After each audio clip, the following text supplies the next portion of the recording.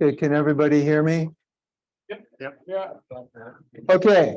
The rest of the presentation today is on the ancient,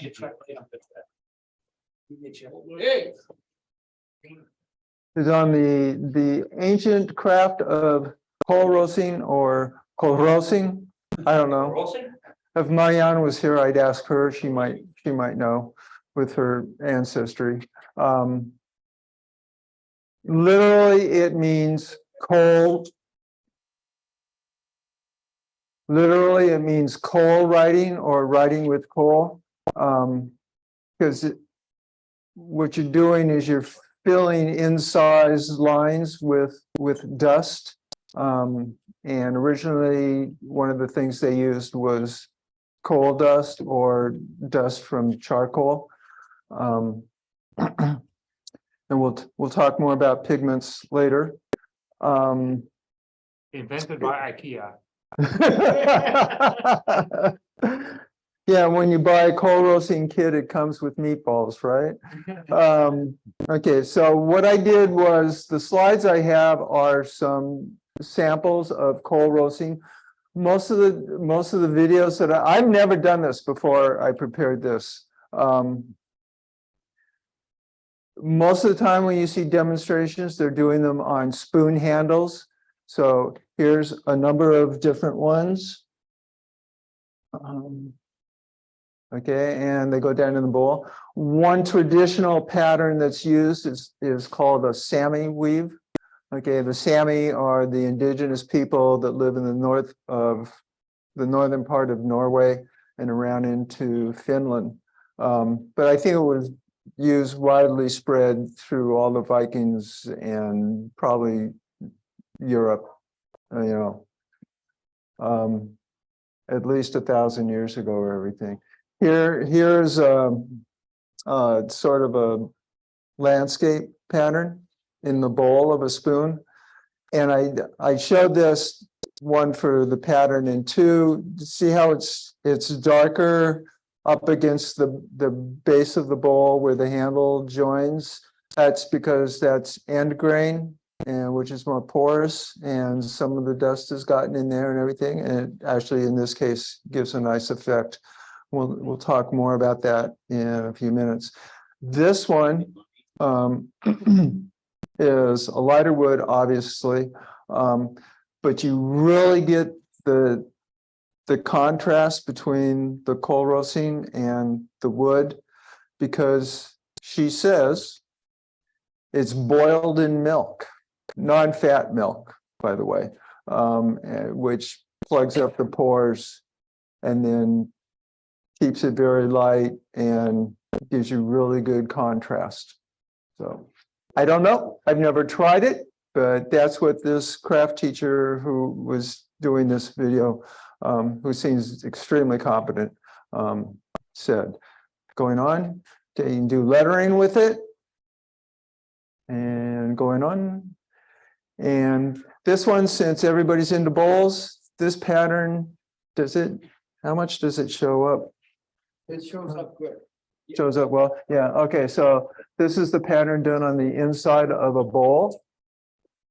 And this is on, it's actually like a drinking cup kind of thing, but on the outside of a bowl. Going on. And this is, I don't know what this is, but it's awesome. So, what? Could be a belt buckle. It could be a belt buckle. It could be the lid on an oval box. I don't know, but I thought it was totally cool. About 3 feet diameter. Probably. Okay, go on. Like as well, theory. Here's a handmade plane with a dragon on it. A pie crust tabletop. Wow. Pretty amazing, huh? Going on. This one doesn't show up real well, but your wood spirit buddy. And okay, this is the lady I was talking about that showed those spoons. She's holding up a traditional Kolrosing knife. This particular knife, this is interesting, is made by a man named Del Stubbs, and he's a knife maker in Minnesota. What's interesting is that back when I started turning, way back, he was known as a turner. And he was mostly into turning for furniture and architecture and stuff. I have one of his books with different kinds of jigs and things in it. But his name is Del Stubbs. So he ran away and hid in the woods and makes knives. And several different people recommended his Kolrosing knife. And the next one is the back side of the knife. You can see how thick it is. Kolrosing knives are typically supposed to be thicker. They have a wider, like a 40-degree bevel. Instead of a carving knife, it might be like 18 or 20 to give you better separation on the fibers when you make the cut, which we will talk about. Okay. No, it's her sister. Okay, this is me learning to Kolros. Show Yeah. this to the camera. How about, Over here. does that do it? Yeah. Okay, yeah. It's a couple of Sammy basket weaves and some other line. I mean, I started up here in the top left corner, just making a line and seeing what happened. Okay, I'm going to pass this around.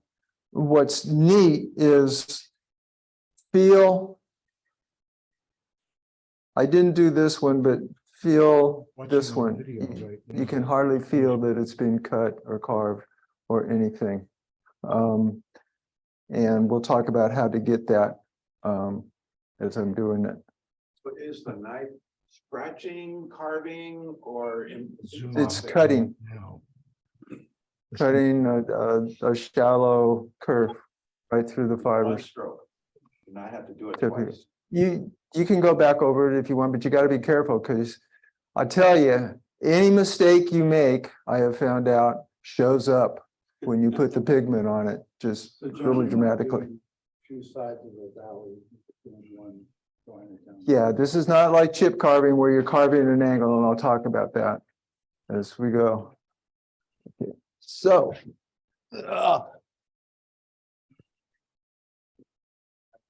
does that design show? Oh, yeah.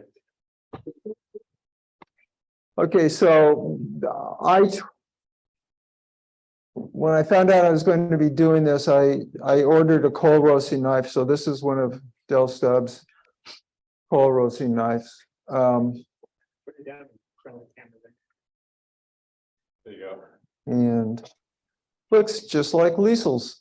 But I also tried out one of my little carving knives and my shorter Sloyd knife, which I did not tape up when I was using it, which was interesting. Any red pigment?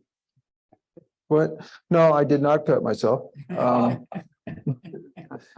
then I also used this blade on my pen knife, and I actually got the line that I like the best off of this blade. But because it's so wide, it doesn't turn as well in doing a curve, I found. And the reason I think that Kolrosing knives are made short is because you hold it pretty much like a pencil. And in holding these longer ones and stuff, my hand got really tired really fast. Now that I've taped this, I can probably hold it down here. And I was trying it out late last night, and it actually works pretty nicely. So you don't have to go buy a $29 Kolrosing knife if you don't want to, if you've got the others. Of course, you want your knife to be Oops. Sharp. I love doing that. That's just for my own personal gratification. Do you seal the surface with anything before you start? Okay, you're gonna ask that question now, huh? Okay. Some, if you watch enough videos, it's like wood turning. Yes, 5 coal roasters, how to do something, you'll get 6 or 7 answers. Okay. Some people advocate sealing the wood to try and seal the pores so that the pigment won't go into it. This spoon is black acacia. And I did a little test on it, and the surface, black acacia is fairly porous, and the surface picked up color. It didn't ruin it or anything, but it was a little more than I thought I wanted. So I put 3 coats of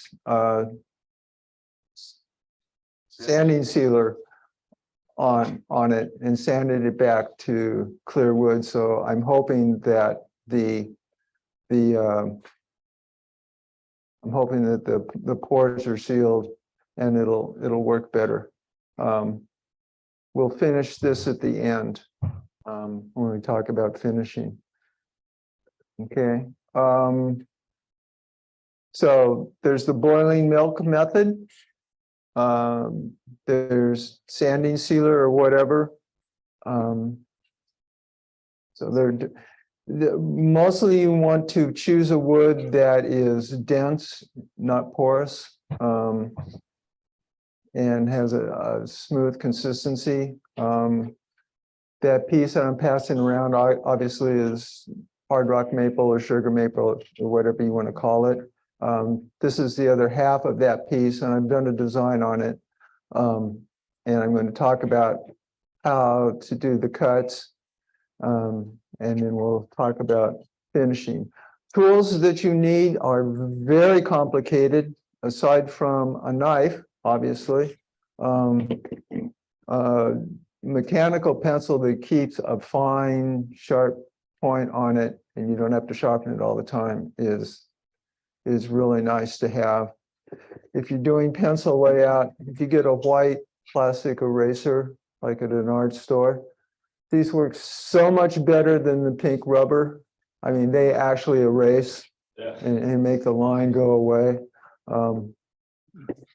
At the end, you need to burnish, and thank you. And you can use a smooth polished rock or the back of a knife.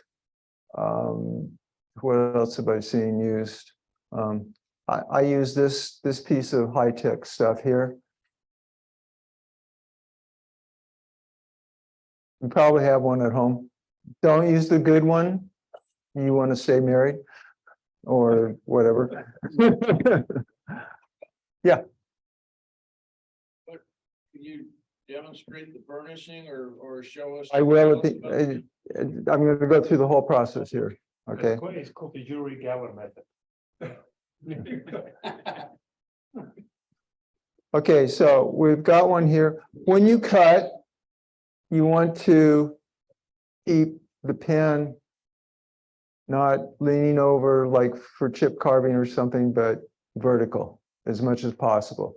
Because if you cut at a slant and you're undercutting those fibers, it's easy to pop those out, and that will show up. So you want to try and keep it very vertical. Like whalebone carving.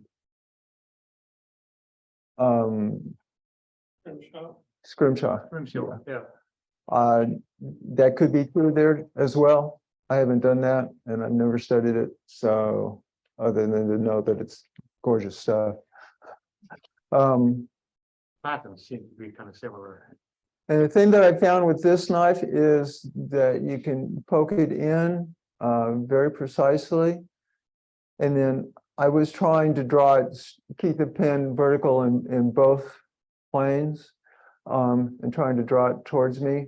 And it's tough, especially across the grain, to do that. I found that if I went in and then laid it down like this, then it sliced the wood much more easily and better, even across the grain.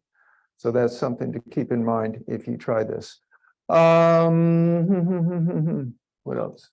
Well, let's try something. So, okay. So you go in. And one method of cutting is to pull it towards you.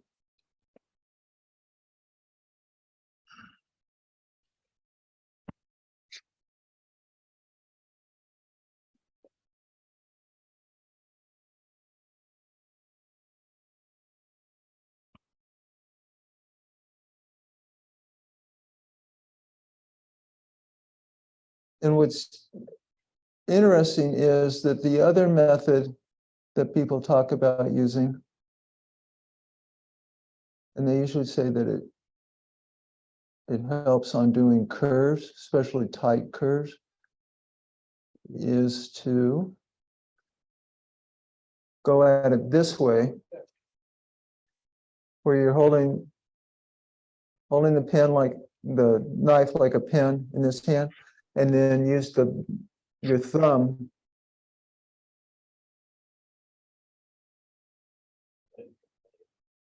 to push. Do they come in left hand as well? Yes, you can get a left hand or a right hand knife. Absolutely. The left hand one's a little more expensive. I think it costs about 50% more. Yeah.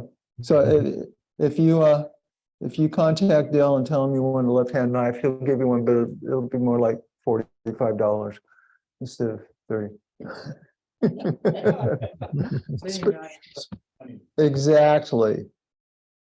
Is this a patented size, or can you actually just take a piece of tool steel and turn the handle? And I saw a video of somebody taking just a piece of high-speed steel rod. I don't know what size it was. It looked like a 1/4 inch, but maybe these are obviously aren't quite that big, maybe 3/16, and sharpened it on a grinder. He didn't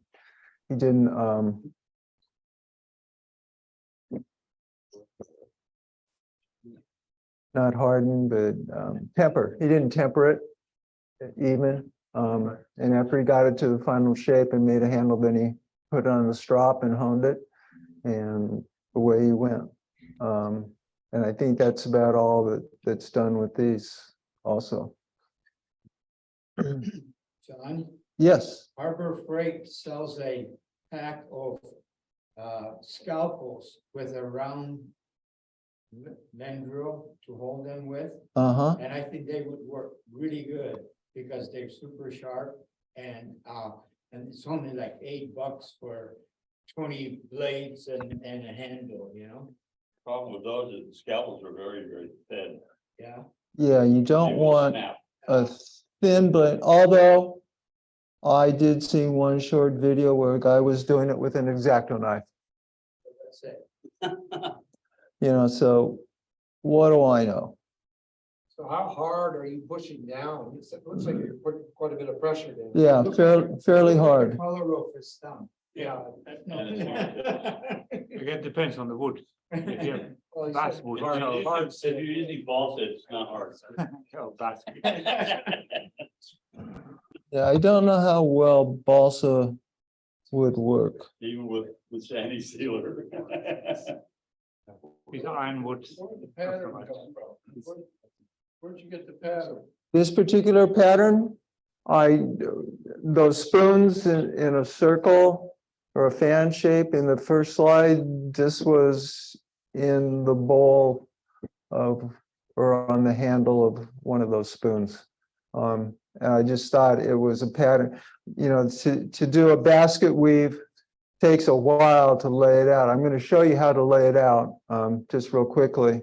And then I did it on this spoon. And this one's already cut and ready to finish. I didn't think you wanted to watch me cut all of that. Although it's time consuming and a bit tedious, and you really have to focus because especially doing a pattern like this. Because any little bit that you go over the line in the wrong spot or something, it shows up when you finish it. But it goes much faster than you would think still. You can put the blade right into a rotating holder. Yeah, with a CNC and then just go. You wanna cheat that way, yeah, sure.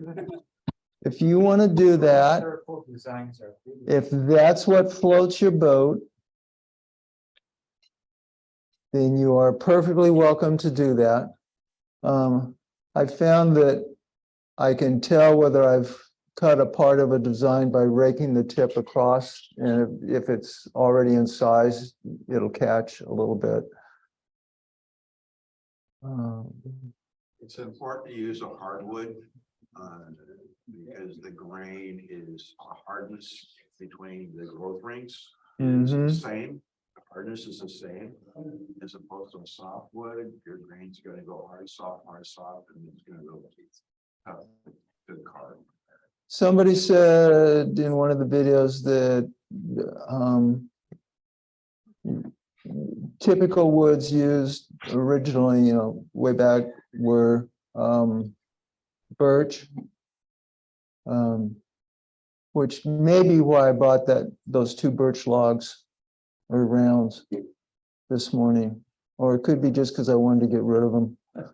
I'm not sure which. Because European, use beech. And, You don't get that here, right? am I incorrect on, or is beech pretty porous? Okay. Beech is used for a lot of kitchen utensils. You can find out with your vacuum truck. No, we couldn't. Like rolling pins and stuff are made out of beech often.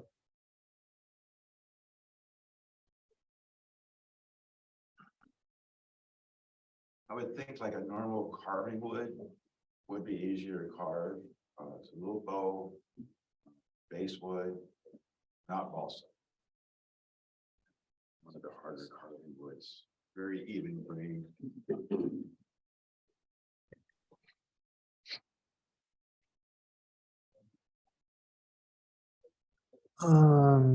Okay, let's try this knife, and then you can see a difference in the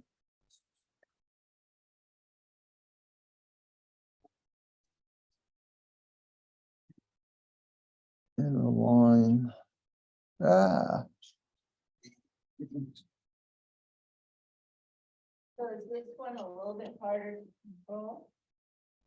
Actually, no, I don't think so. I'll just tape it up. Now that I've taped it up, my hand got real tired before when I used it when I hadn't taped it up, because I was kind of holding it like this, keeping away from the edge, obviously. And This was done the day before burning tools. yeah, there was no They didn't electricity. have electricity there. And you can use it as an engraver, of course. You can rub ink in it and then roll paper over it with a roller and get it. Basically block printing. Yeah. I mean, I would highly recommend that if you don't want to do a handcraft, that you don't take up a handcraft.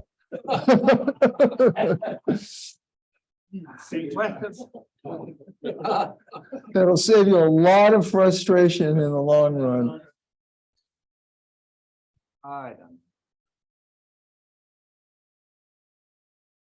Speaking of wood turning, what is the advantage of the wood turning? Is it smaller lines? It's no, it's just a surface decoration, among many others.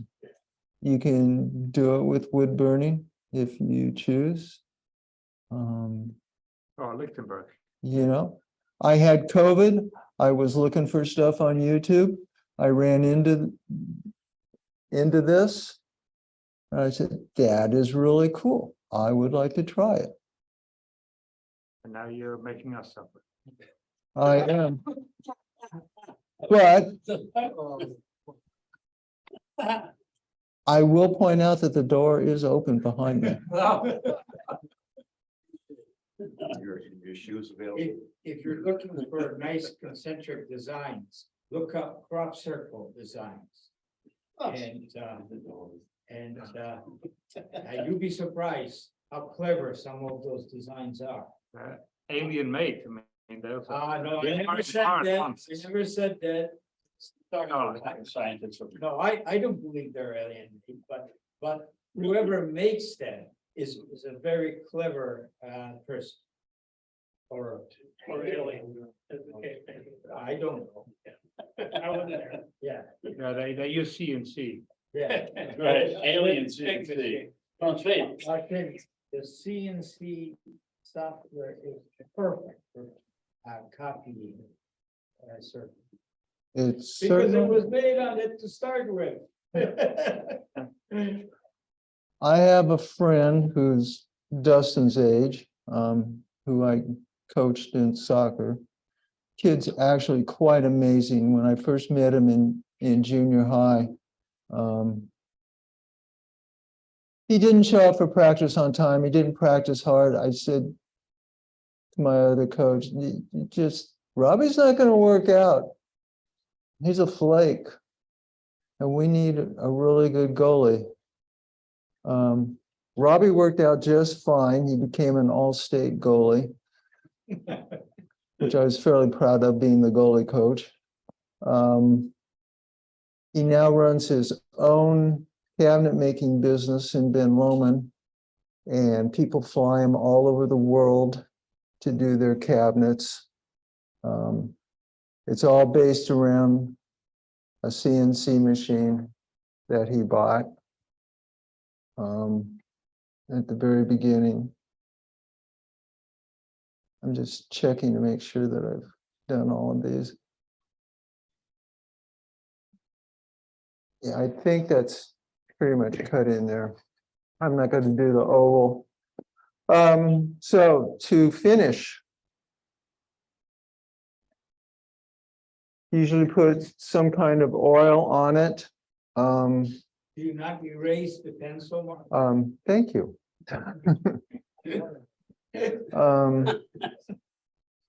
You can actually leave it, and the oil and the pigment powder will get rid of most of the pencil pretty well. Where does the coal come in? Okay, traditionally, Because after you burn it, if it all goes wrong, then you put it in the fireplace. this is just Mahoney's walnut oil.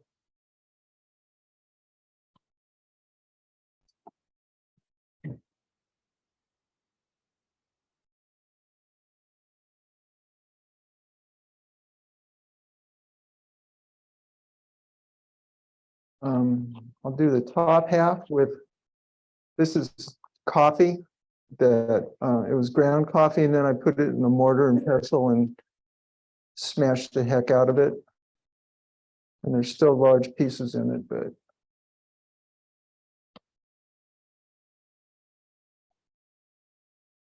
very technical.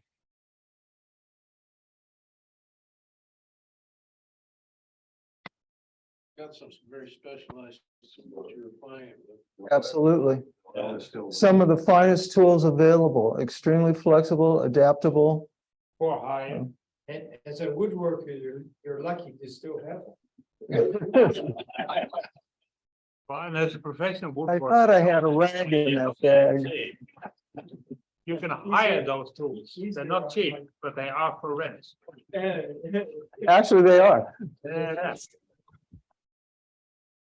The oil needs to be wet and find it. Darkening. Yeah, because you want it to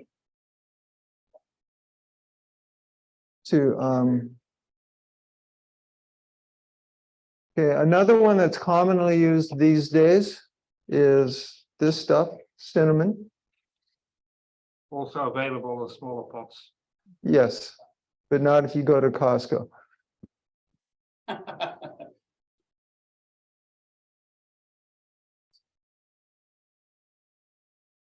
And they say it gives a lovely brown color. I haven't been all that impressed. I've much preferred the coffee. Well, Starbucks mixes them up, right? Coffee and cinnamon. And they just pour it all over it. I wouldn't know. I'd never go on Starbucks because I don't drink coffee. Not only that, you don't pay $9 for a cup of coffee. That too. Ordering that. And often they will do applications.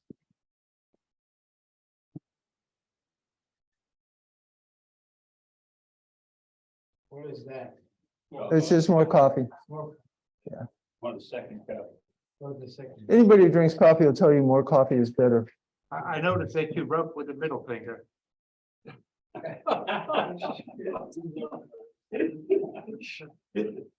Oops, that's the cinnamon one. I don't want to do that. Same one that you picked. Remove. Okay, you asked about burnishing. This is very technical. Pay attention. Then the spooning. Yep. Now, what this does is it mashes the fibers back together and seals the pigment in it. But don't get water on it before you properly seal it. Probably good advice. So put it pumps it. It's like where you turn it with a really blunt tool and you get a nice shiny finish out of it. The moment you then make it wet, it all goes. Okay, can we see that? Yes. Yeah, very nice. Very nice. Some people say that they will go back and sand it with like 400, which is what this is. I haven't done that. I'm seeing you do it. That's because I am doing it. I have not done it, but now I am doing it just to see. Taking a chance. We are his guinea pigs. Like I said, life on the edge, man. Okay, you want to, Kim or Don? And any other finish over that? Or is it John, you didn't use any color.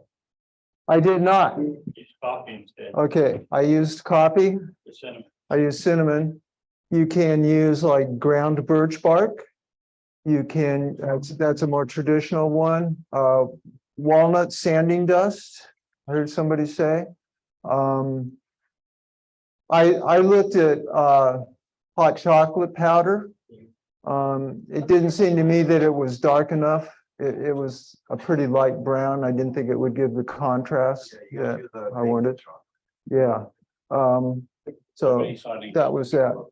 Okay. But what about charcoal and things like that? That's what- Charcoal would absolutely work, but you need to mortar, whatever you use, you need to get it into a fine powder. You know, with food stuff, you can throw it in a blender and get close that way, and then a mortar and pestle will help you finish it up. So you can use it to write your name on the back of the bowl in real You writing. can definitely use it to do that, to make a maker's mark on the back of a spoon, whatever. Where's my little?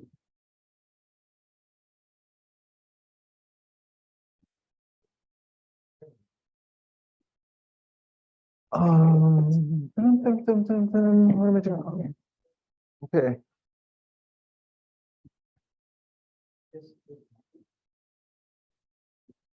Laying out a Sammy weave.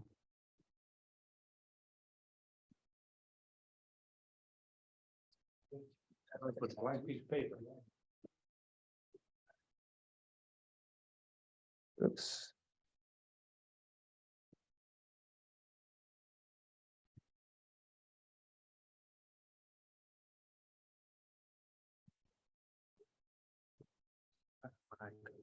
Okay, I'm going to lay out a weaving pattern inside this. First thing to do is to Hope that somebody wants to pay me, slice it up. Is that correct? draw a center line Also, another handy thing is a flexible ruler. Here, it doesn't make any difference, but if you're working on the concave or convex handle of a spoon or something, or the inside of a bowl, then this can be quite useful. I got this one at Lens.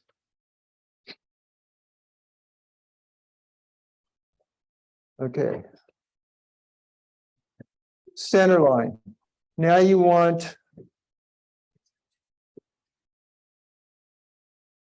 lines going in opposite directions at about 45-degree angle. A useful sort of tool for doing that can be a business card.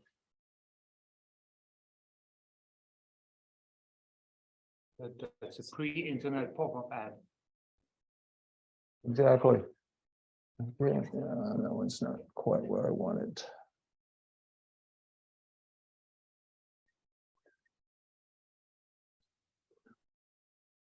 Okay. Now we need to make lines going down in each direction that are parallel. We can do that by eye. Or you can lay out, you can use a ruler and lay out nice evenly spaced lines. Don will not like it if I do it this way. I'm much too precise. Too perfect. Yeah, I was afraid of that.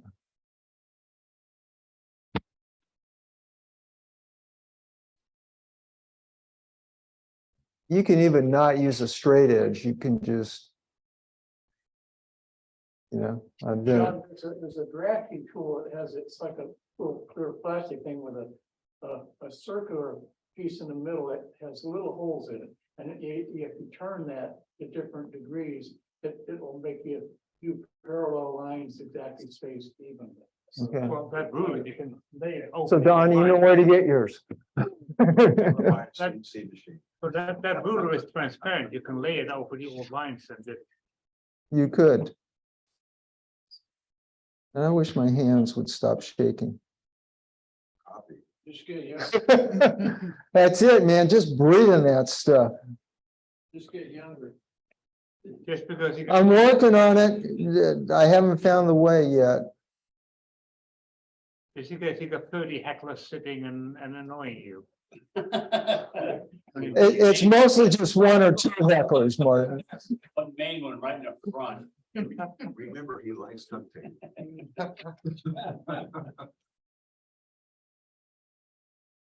You probably always sat in the front row in class when you were growing up, huh, Martin? He's trying to hide you. Martin did it to the peanut gallery. In the back row. Whereas I was always looking for the back row.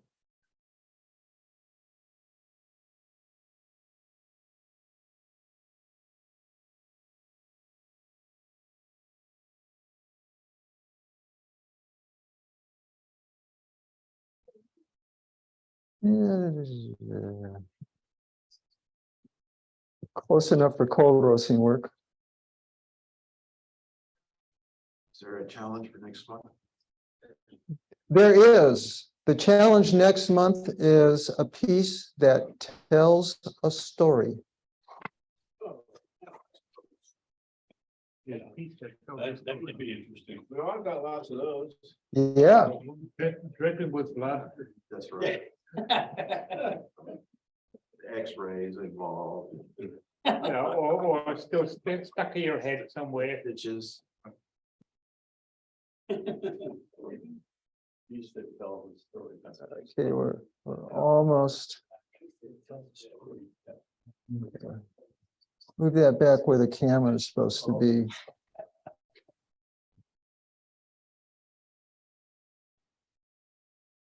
I have a bowl I'm remembering. It's called the perfect catch. All right, how about the blood stain? Yeah. No blood.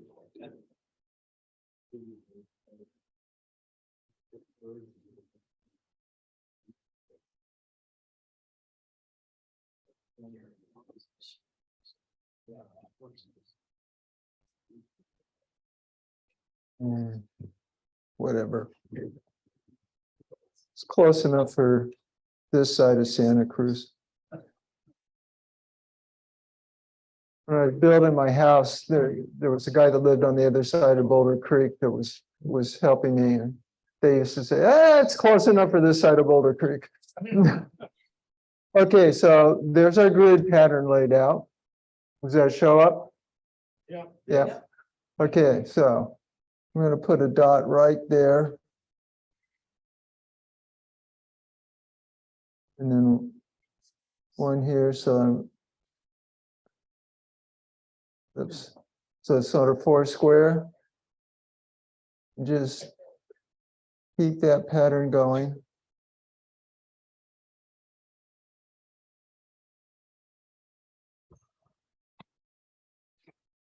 This is where you have to start concentrating even more. Especially when you do it on a curved surface. Especially when you're doing a curved surface. But when it really gets challenging is when you start carving.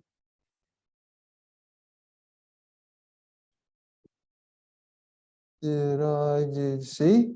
I blew that. That one's in the wrong spot.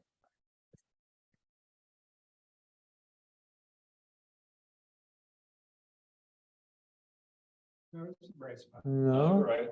that's right. Yeah, so that one's here, so this one's here. Okay. Okay, what those do is delineate the squares where, so we're thinking of like weaving fiber or whatever, okay? With spaces in between them. So those are the negative spaces where there's no material. There's the weave and the weft. Now, so where will the lines actually go? I don't ask us. So each section is 3 squares long. And the next one meets it in the middle. So I'm just drawing a line down the middle of what would be a piece of fiber.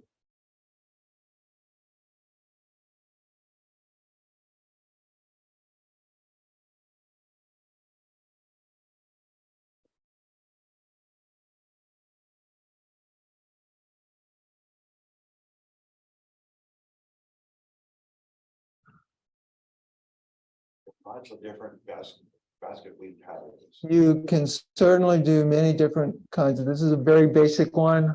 There's ones that have You can weave in a flower pattern. the straight pattern and then they have curved pieces going in and out. You can do, instead of single strands, double strands. Look at brick patterns.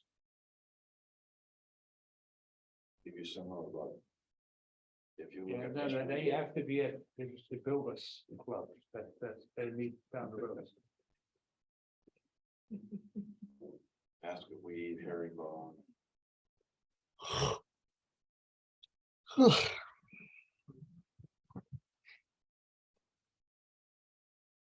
Okay, so now if I outline those, you can see it better. I'll just do that real quickly here.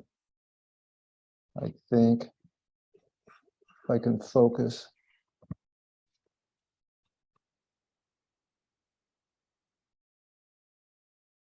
But that line down the center really helps when you start carving to see what the heck you're doing.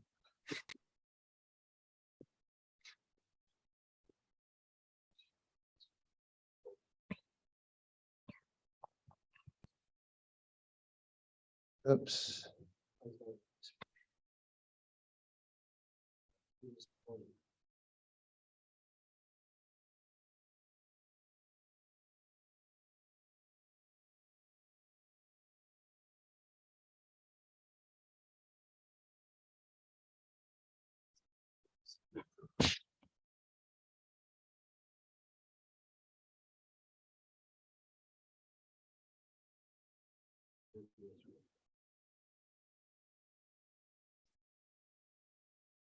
And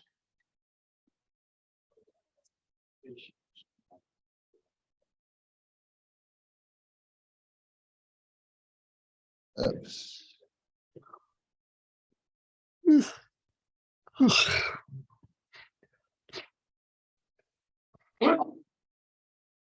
Okay, I don't know how well that shows up for you, but can you Very good. see the Yay. crisscrossing?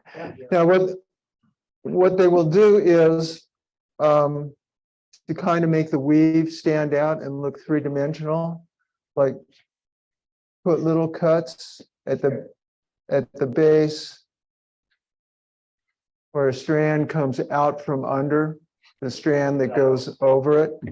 And sometimes they'll put striation lines, longer striation lines down the middle.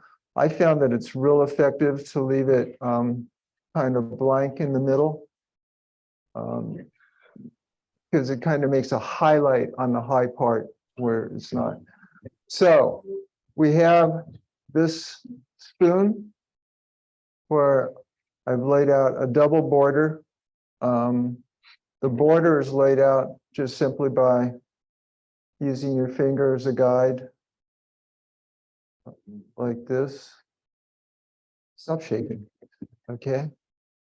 So there's that. So, and I cut this in last night.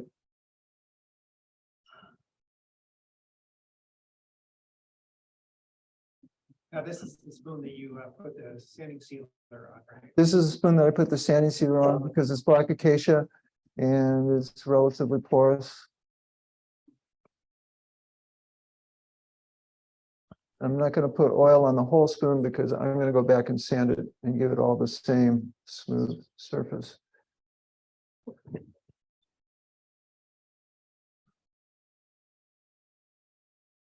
And we'll see what happens.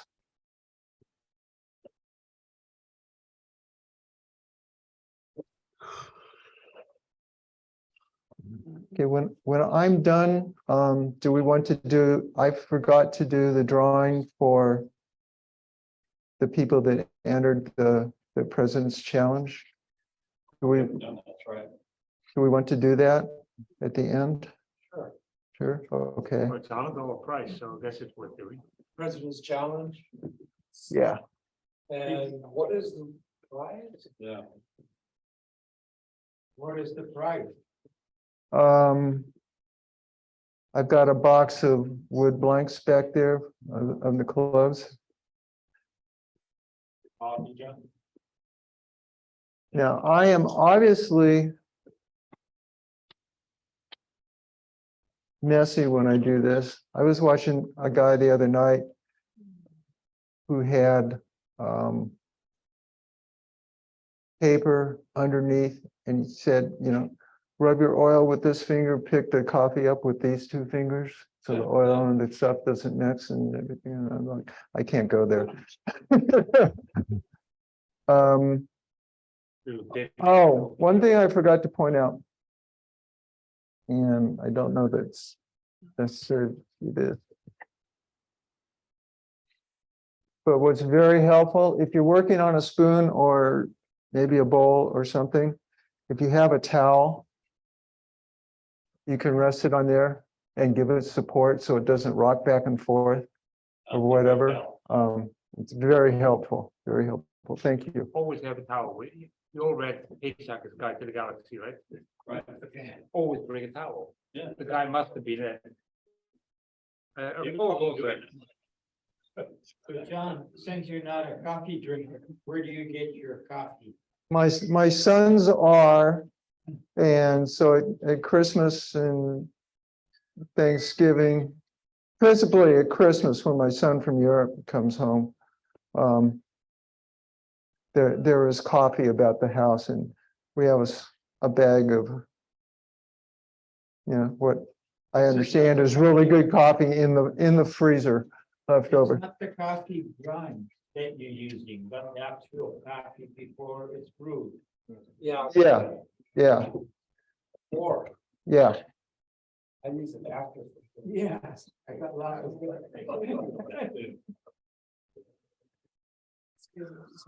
He's not using it. He's wasting good coffee. Yeah, it's heresy. Or I'm putting it to the best use possible. Oh, yeah. It's a matter of. It's just to keep it stacked, so that if you have a bit of hot water, you take the other side of the spoon, So this is Dip a it in. caffeinated spoon. so you can dip it in and It turn any is. drink into a coffee. There you go. Is this what you call half and half? Oh. No,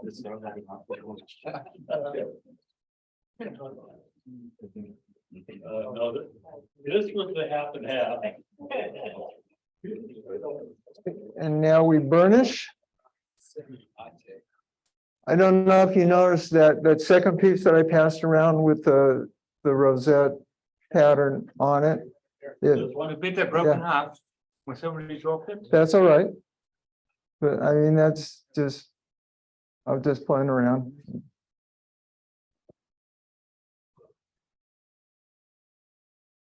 But my point was going to be, did you rub your finger over the design and everything? It feels just so smooth, like the rest of the surface.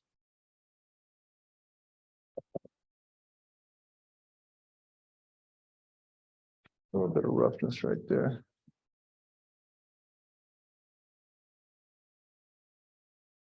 And you tell people not to put it in the dishwasher. Don't put your wooden screenware in the dishwasher, folks. Does it mean how, if you were to wash this and somebody's like, oh, I feel dirty and go and give it a scrub, does it come out or is it really? According to different demonstrators that I listened to, they showed spoons that have been washed and cleaned many times over several years, and it does not come out. Generations of my kids. So they say. Oil. What? You have to re-oil the wood once in a while. Yeah. Just like with a salad bowl that actually gets used. That always look funny at Jiffy Lube when I come up with my spoon. What I'm trying to do is get, I suppose I can do this.